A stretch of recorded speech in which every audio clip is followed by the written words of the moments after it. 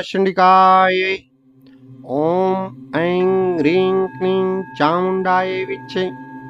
अथ 10वां व्यास जी की तपस्या और वर प्राप्ति। ऋषिगण बोले, हे सूत जी, आपने हमें पहले ही बतला दिया कि असीम तेज वाले व्यास जी ने कल्याणकारी समस्त पुराणों की रचना करके उन्हें सुखदेव जी को पढ़ाया। व्यास जी ने घोर तप करके सुखदेव जी को किस प्रकार पुत्र रूप में प्राप्त किया, व्यास जी के मुख से आपने जो कुछ सुना है वह सब हमसे विस्तार पूर्वक कहिए। सूत जी बोले, सत्यवती पुत्र व्यास जी से जिस प्रकार योगी जनों में श्रेष्ठ साक्षात मुनि स्वरूप सुखदेव जी उत्पन्न हुए, उत्पत्ति के उस इतिहास को मैं आप लोगों को बता रहा हूं। सत्यवती के पुत्र महर्षि व्यास पुत्र प्राप्ति के लिए दृढ़ संकल्प कर अत्यंत मनोहर सुमेर पर्वत के शिखर पर कठोर तपस्या करने लगे।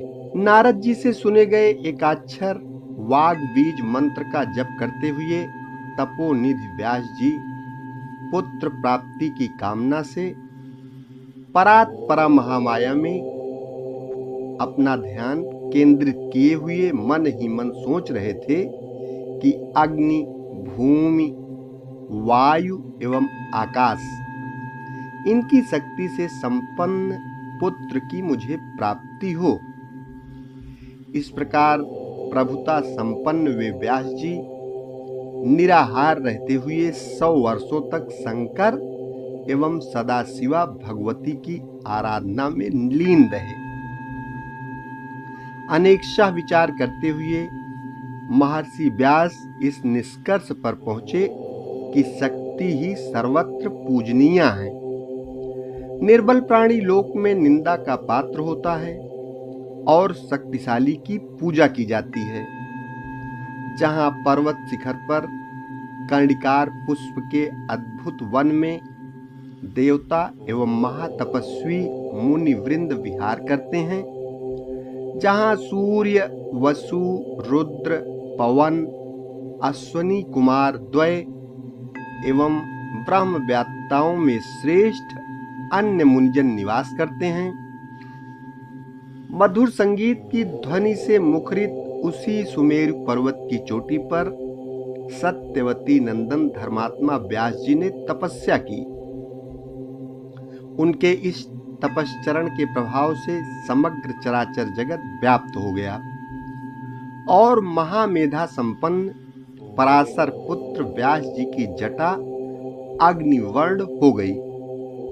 तदनंतर व्यास जी का यह तेज देखकर इंद्र भयभीत हो गए।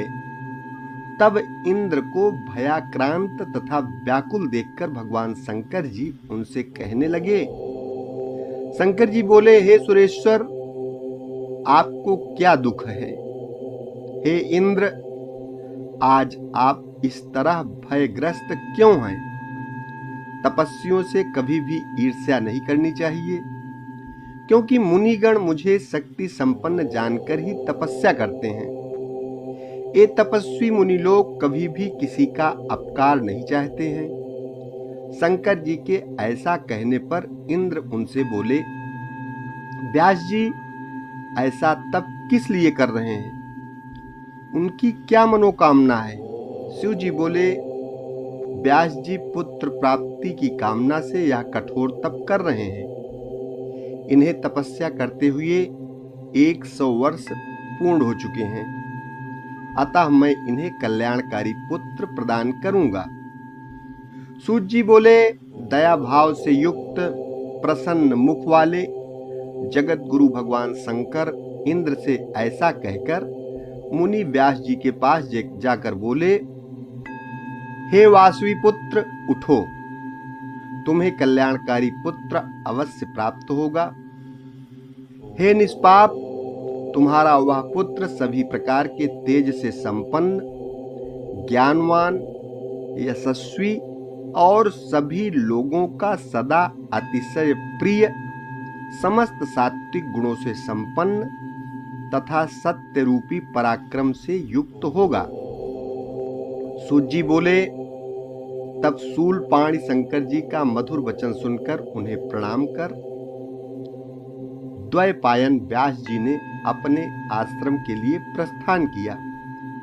वहां पहुंचकर कई वर्षों तक घोर तप करने के कारण अतिशय श्रांत महर्षि व्यास अरणी में समाहित अग्नि को प्रकट करने की कामना से अरणी मंथन करने लगे। मंथन कर रहे व्यास जी के मन में उस समय महान चिंता हो रही थी। मंथन तथा अरण्य के पारस्परिक संयोग से प्रकटित अग्नि को देखकर व्यास जी के मन में अचानक पुत्रोत्पत्ति का विचार आया कि अरण्य मंथन जनित अग्नि की भांति मुझे पुत्र कैसे प्राप्त हो, क्योंकि पुत्र प्रदान करने वाली अरणी रूपी वह रूपवती उत्तम कुल में उत्पन्न तथा पतिव्रता युवती स्त्री मेरे पास है नहीं। साथ ही पैरों की श्रृंखला के समान स्त्री को मैं कैसे अंगीकार करूं? पुत्र उत्पन्न करने में कुशल और पातिव्रत धर्म में सदा तत्पर रहने वाली पत्नी मुझे कैसे मिले? पतिपरायणा निपुण रूपवती कैसी भी स्त्री हो, वह सदा बंधन की कारण ही बनी रहती है। स्त्री सदा अपनी इच्छा के अनुसार सुख प्राप्त करना चाहती है। शंकर जी भी नित्य स्त्री के मोह पास में फंसे हुए रहते हैं। अतः अब मैं अत्यंत विषम गृहस्थाश्रम धर्म को किस प्रकार अंगीकार करूं? व्यास जी ऐसा विचार कर ही रहे थे कि आकाश में समीप में ही स्थित घृताची नाम अप्सरा उन्हें दृष्टिगोचर हुई। चंचल कटाक्षों वाली उस श्रेष्ठ अप्सरा को पास में ही स्थित देखकर कठोर नियम संयम धारण करने वाले व्यास जी शीघ्र ही कामबाण से आहत अंगों वाले हो गए और सोचने लगे कि अब इस विषम संकट के समय मैं क्या करूं? धर्म के समक्ष इस दुर्जय काम वासना के वशीभूत होकर यदि मैं छलने के लिए यहाँ उपस्थित हुई इस अप्सरा को स्वीकार करता हूँ, तब ऐसी स्थिति में महात्मा तथा तपस्वीगण मुझ कामासक्ति से विवल का यह उपहास करेंगे और 100 वर्षों तक कठिन तपस्या करने के पश्चात भी एक अप्सरा को देखकर महातपस्वी व्यास इतने विवश कैसे हो गए? और फिर यदि इसमें अतुलनीय सुख हो तो ऐसी निंदा भी होती रहे, अर्थात उसकी उपेक्षा भी नहीं की जा सकती है। गृहस्थाश्रम पुत्र प्राप्ति की कामना पूर्ण करने वाला, स्वर्ग की प्राप्ति कराने वाला तथा ज्ञानियों को मोक्ष देने वाला कहा गया है, किंतु वैसा सुख इस देव कन्या से प्राप्त नहीं होगा। पूर्व काल में मैंने नारद जी से एक कथा सुनी थी, जिसमें राजा पुरुरवा उर्वशी के वशीभूत होकर अत्यंत संकट में पड़ गए थे।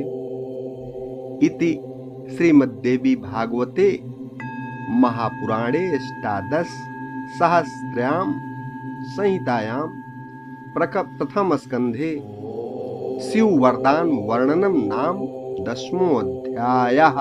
ओम नमः शिवाय। 11वां अध्याय अगले भाग में